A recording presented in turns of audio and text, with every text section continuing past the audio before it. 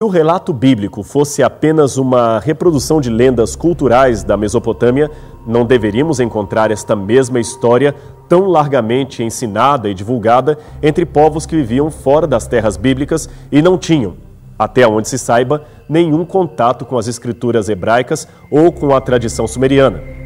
Foi uma grande surpresa para muitos missionários encontrar entre aborígenes e tribos isoladas das Américas, Ásia e África e até a Oceania, tradições orais tremendamente similares à narrativa bíblica.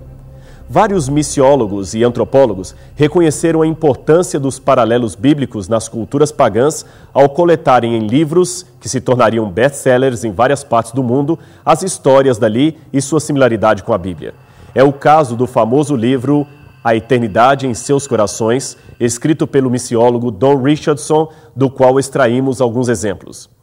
No norte de Calcutá, na Índia, viviam 2,5 milhões de pessoas conhecidas como povo Santal. Sua antiquíssima tradição conta que um deus chamado Thakur-Gil criou primeiro o homem do barro e deu-lhe o nome de Haram.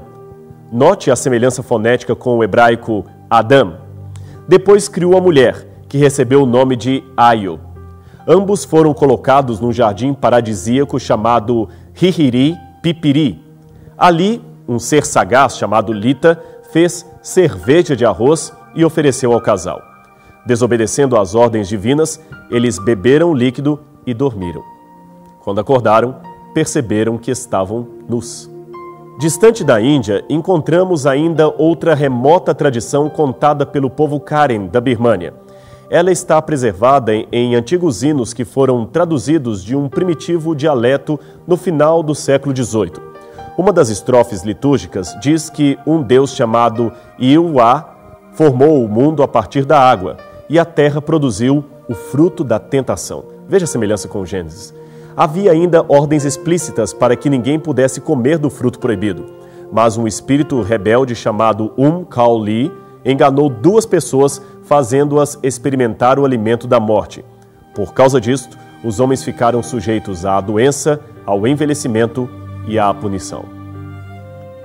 Estas são apenas 2 das muitas tradições semelhantes ao relato bíblico que podem ser encontradas fora do Oriente Médio.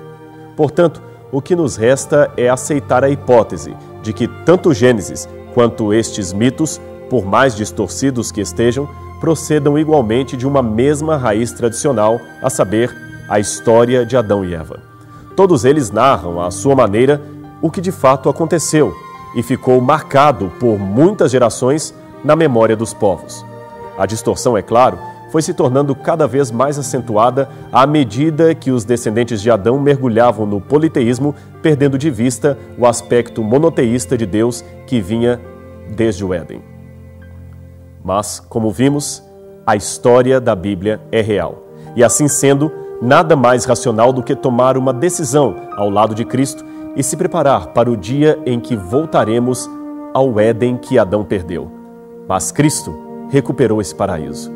O mesmo paraíso perdido. Este será, sem dúvida, o próximo capítulo da trajetória humana. E você não pode perder a oportunidade de retornar ao paraíso perdido, recuperado e conquistado por Cristo Jesus.